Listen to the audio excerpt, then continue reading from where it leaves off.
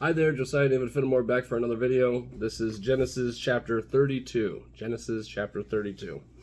And Jacob went on his way, and the angels of God met him. And when Jacob saw them, he said, "This is God's host." And he called the name of that place Mahanaim. And Jacob sent messengers before him to Esau his brother unto the land of Seir, and country of Edom. And he commanded them, saying, "Thus shall ye speak unto my lord Esau. Thy servant Jacob saith thus, I have sojourned with Laban, and stayed there until now.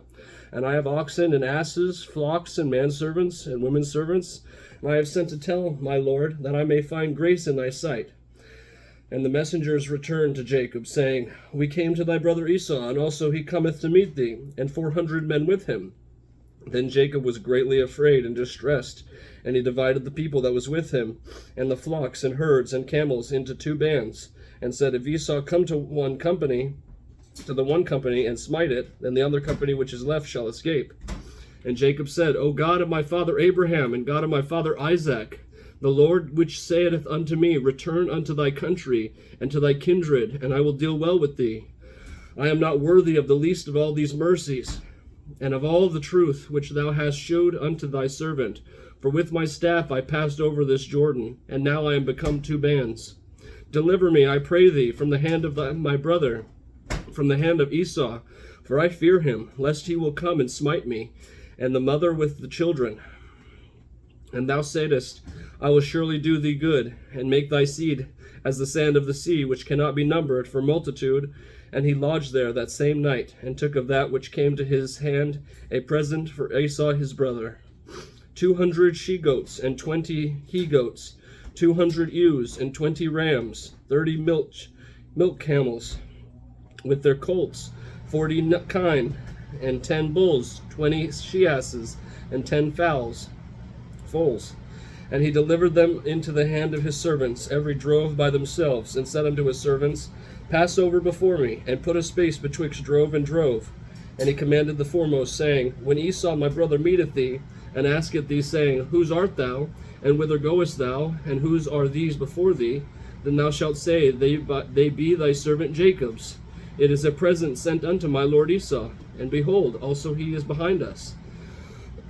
And so commanded he the second and the third, and all that followed the droves, saying, "On this manner shall ye speak unto Esau, when ye find him, and say ye moreover, Behold, thy servant Jacob is behind us. For he said, I will appease him with the present that goeth before me, and afterward I will see his face. Peradventure he will accept me." So went the present over before him, and himself lodged that night in the company. And he rose up that night, and took his 2 wives, and his 2 women servants, and his 11 sons, and passed over the ford Jabbok. And he took them, and sent them over the brook, and sent over that he had. And Jacob was left alone, and there wrestled a man with him until the breaking of the day.